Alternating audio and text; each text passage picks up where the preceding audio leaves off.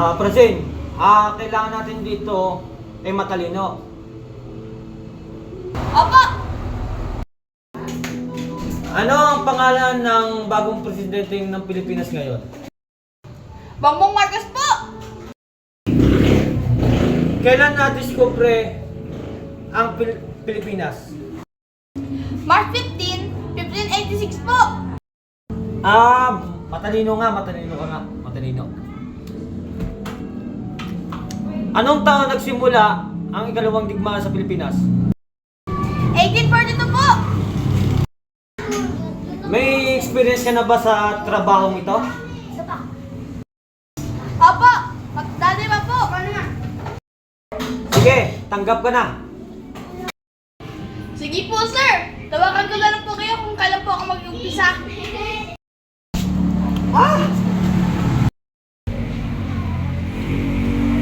Ikaw na, Henry! Sin, ano tinatanong sa'yo? Basta! Ito lang sasagot mo. Opo! Bongbong Marcos po.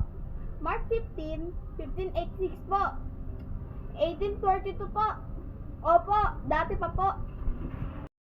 Sige, Sin. Copy! A few minutes later.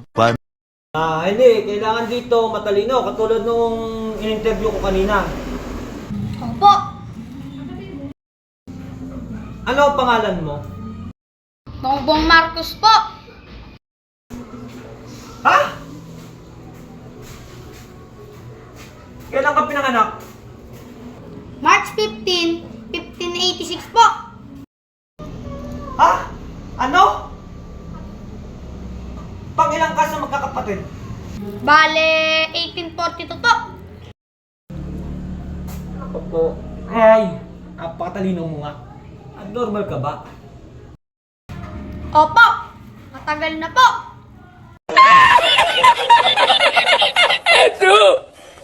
Ang aso niya naman yung konsum na bahay niya!